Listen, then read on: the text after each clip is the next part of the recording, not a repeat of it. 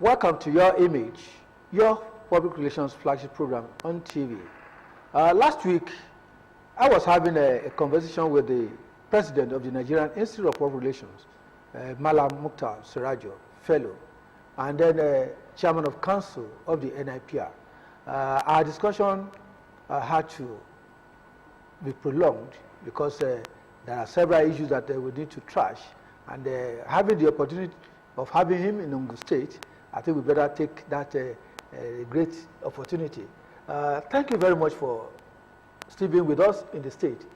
I hope you have been enjoying your stay. Well, I have been enjoying. Oh, okay. Thanks to the people of Ogun State for giving you that treat.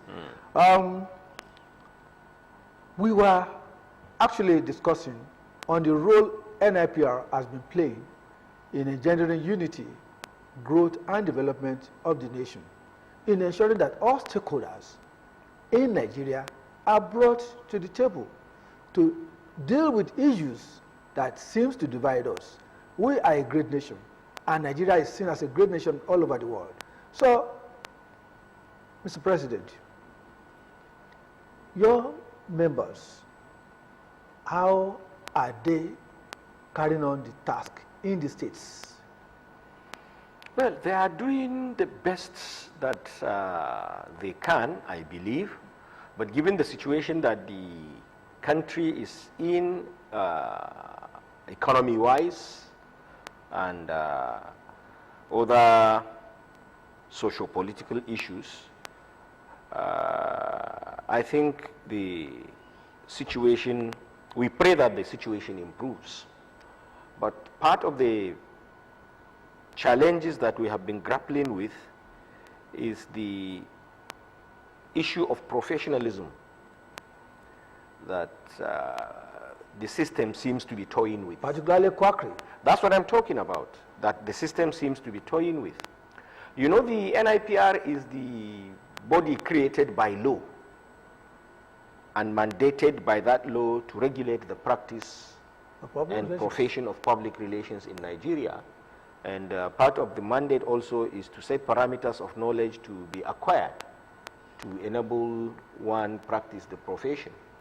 And the law, which is Cap N114, Laws of the Federation of Nigeria 2004, it was actually enacted in 1991,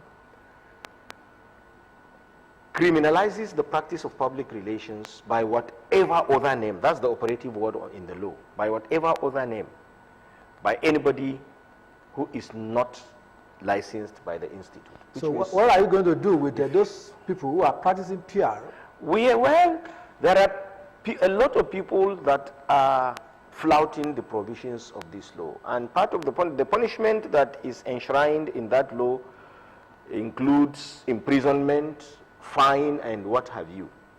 It actually mandates, the law mandates the Attorney General of the Federation to set up a tribunal to try those found practicing public relations by whatever other name, that is, by any communication related matter, media relations, public relations, corporate communication, whatever, as long as it is a public relations thing.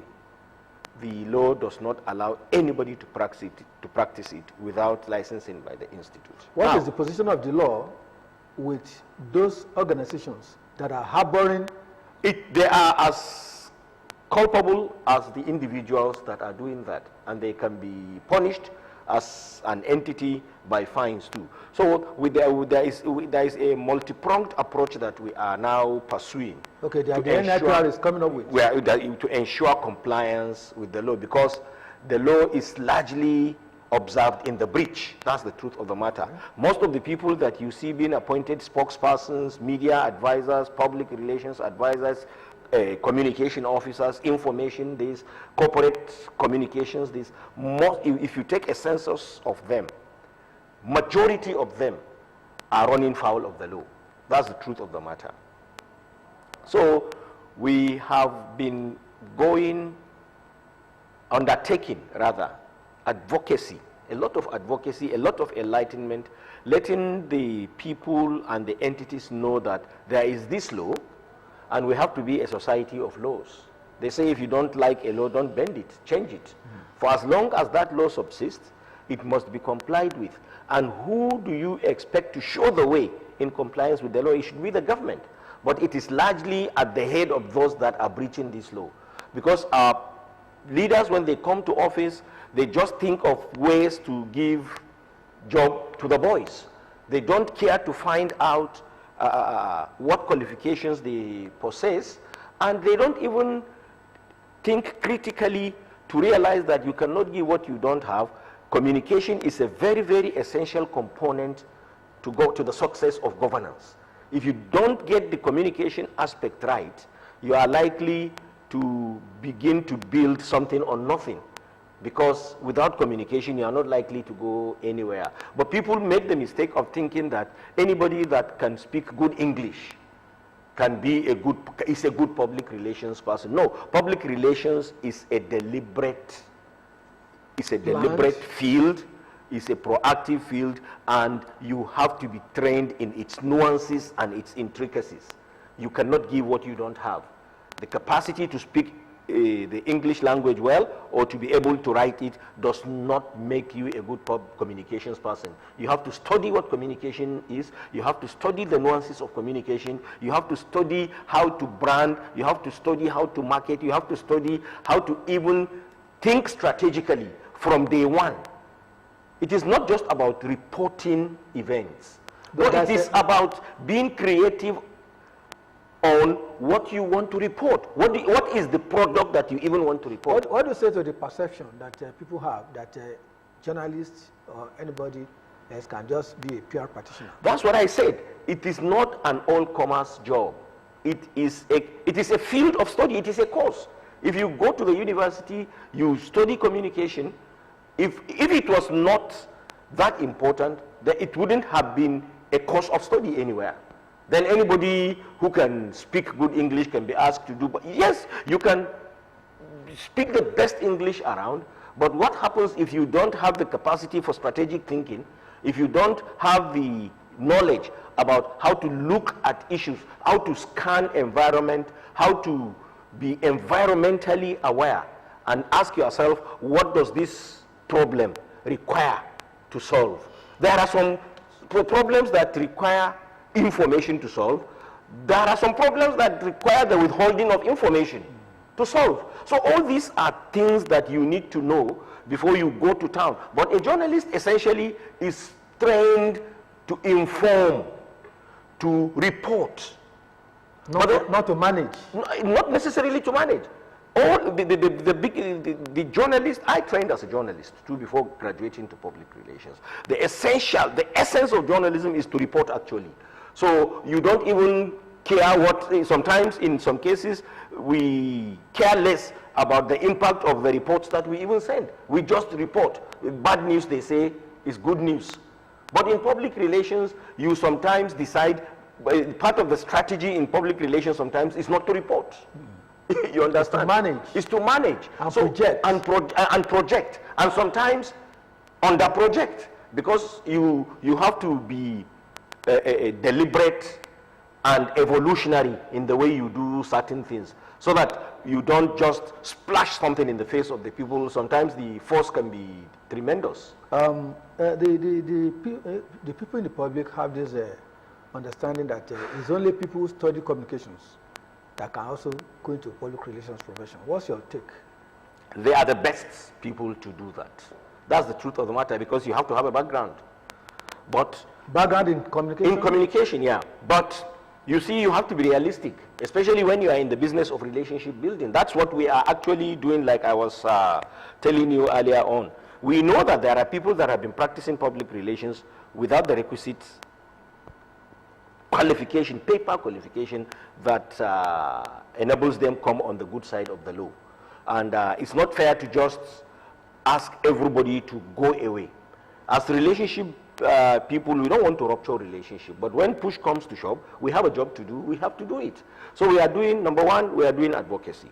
Secondly, we are providing a window of opportunity for people that are operating outside the law to come on the good side of people the law. In the social sciences? So, and other there are several ways through which one can come into the membership of the institute and be qualified.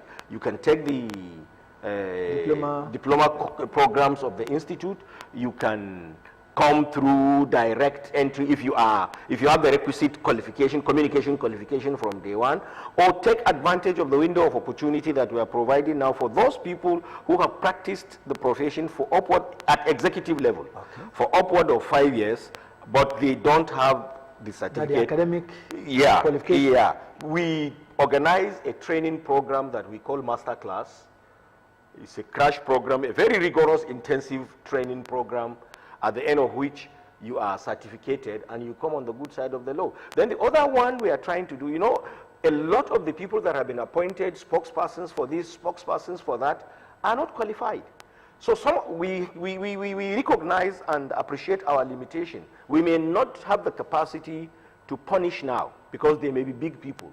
But how would you think? Is anyone bigger? No. Yeah, well, some people think they are bigger than the law, and it seems to be so. But maybe in Nigeria. Well, I'm coming, Akin. What happens when we now buy space in newspapers? We are taking a census of all the people that are into the public relations profession. We are trying to sift the wheat from the chaff. Okay. Those that are qualified by law and those that are not. And we want to advertise the names of those that have been found flouting the law, especially those of them that are in government, since government is supposed to set the pace in compliance with the law. But you see, as relationship builders, we are reluctant to do that. But we are having to do that as a last resort. That's why I always tell people that we have the carrot and the stick approach. We have been dangling the carrot, which is the masterclass thing, the advocacy we are doing. But the stick and hammer are likely to fall very soon, because very soon. Even if we don't get you, at least we can let the world know that you are a quack, however much you are able to speak English, however much you are able to write in the English language. You understand? But I think the responses we have been getting are not discouraging. They are a little encouraging. People are coming, and I see that our people want to be on the good side of the law. So we are making progress in that regard. But we want to appeal to our governments, governors, presidents, ministers, whatever, that there is a law in this country that criminalizes the practice of public relations without licensing by the institute. Whoever you want to appoint to be your spokesperson or director of communication or anything that has to do with public relations, ensure that they are qualified. The part of the problems that we have as a people, and as various governments would have observed, is that at the bane of the problems is the communication component of it. Sometimes if you have people who don't know anything about communication manning your communication, you run into trouble. And in communication, you don't wait until there is trouble before you begin to want to. No, you actually envisage and prepare for it. That is part of the training that you receive in communication and public relations. But if you don't have that, you cannot give it. Yeah, that is true. Well, we will be looking forward to seeing those actions, those positive actions, because they are really undermining the progress of public relations. When they look at organizations, you see them hiring people who are not certificated, who are not members of the NIPR. Does the NIPR has a role in the recruitment of heads of public relations or any public relations person in organizations? I want to tell you that there are some organizations that I must mention CBN here. Okay. They do very well, even when they are recruiting into their corporate affairs department. They ask for certificates of NIPR. Some do, and sometimes if people apply for specific jobs of public relations to them, they write us and ask us about the membership status of those individuals. So they rely on our feedback to carry on. I'll tell you something. Part of the mess that we have found ourselves in by disregarding communication and disregarding our own homegrown communication experts. Even our political parties are actually culpable. The people that actually craft their messages, you see them hiring people just because of, is it slave mentality or colonial or neo-colonial mentality, they go and hire people from outside to come and craft communication messages for the consumption of Nigerians. When those people that they are hiring from outside know next to nothing about Nigerians, about their nuances, about the peculiarities of the various sections of the country, that is why sometimes you see messages that rather than project and promote the image of a political party or a candidate, it hurts some sections of the country because they don't know how to manage the feelings. So we want to appeal to them to come on the good side of the law, engage professionals that are locally brewed. These local brews go outside to train sometimes, but at least they are people of this country, they know the nuances, they are part of the society, they know what message that is best suited for this part of the country, they know what message that is best suited for that part of the country. There is no one size fits all. That is what we get when we go outside and ask them to craft a message for us, for Nigerians. It is a one-size-fits-all, and it is bound to fail because we have idiosyncrasies here, we have peculiarities here and there that need to be managed individually. Yeah, I'm glad you have delved into the area of political public relations, which, when we look at it, come 2023, that's another time for rigorous campaigns and the like. What do you advise politicians and government to do? Number one, I advise our politicians to show greater love for this country. There has to be a Nigeria for anybody to preside over it or preside over any part of it. And let us have respect for our people. Let the campaigns be issues-based. It is not about ethnicity. I mean, you see, all these things about ethnicity, religious differences are functions of failure of leadership. Because if leadership from day one had been up and doing, Nigerians would not be asking what part of the country their leader comes from, because that doesn't bring food to the table. Whoever provides for you what they are supposed to provide, you don't care if they come from the moon. We have to learn a leaf from the countries that we say we are copying. They don't ask such mundane questions. But now we have reduced our people into not asking the necessary questions. They don't put us on we don't put our leaders on their toes. We don't harass them with the necessary questions as to what have you done with the mandate we gave you 4 years ago. Okay, you that wants to come anew, what are you going to do differently? What makes you think that this guy has failed? No. The biggest questions we ask our leaders is what part of the country or what part of the state they are from, as if that is enough qualification for leadership. No, we have to have respect for our people and make the issues based. Look, the economy is in a terrible shape. There is a lot of insecurity. There is a trust gap between the government and the governed, between Nigerians, between the component parts of the country. Let us ask them questions as to how are you going to handle these problems. For God's sake, we don't want to know what part of the country you are coming from. We don't want to know what God you worship. What is your capacity to lead? Let me also ask NIPR. Do you have oversight function in the way political parties manage campaigns and the messages they dish out? Well, we don't, by law we don't, but by convention we should have. In fact, we should have that oversight function. But if we had control over the people that craft their messages, we could apply sanctions, but we don't even know them. They come from some other planet. But that is an assignment for the NIPR. We need to look into the law. Actually, the law prohibits that, because anybody that is coming to do public relations in Nigeria from whatever part of the world they are, they have to come through the NIPR. That is what the law says. Maybe the NIPR is not speaking. That doesn't happen. No, we have been. No, we want to see NIPR speaking and letting government, politicians, stakeholders. That is where you have sensitive governments that listen and do the needful.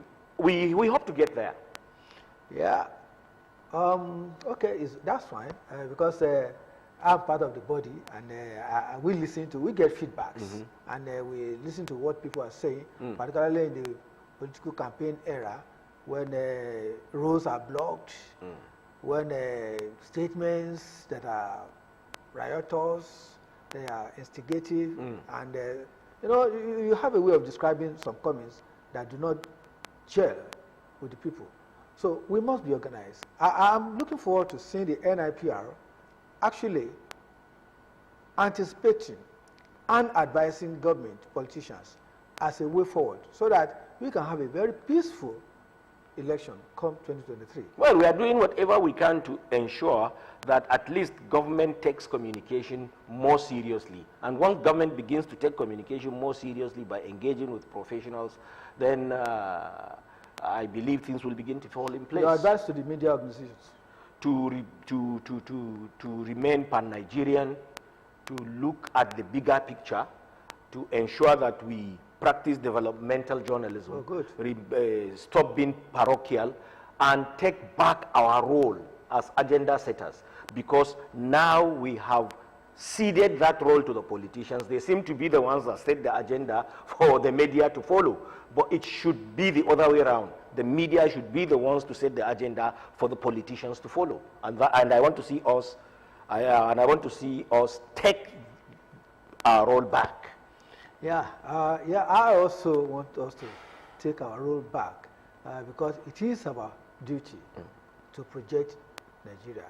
It is our duty to manage organizations. It is our duty to manage communities and even individuals who are the stakeholders that are involved in setting agenda for a better Nigeria.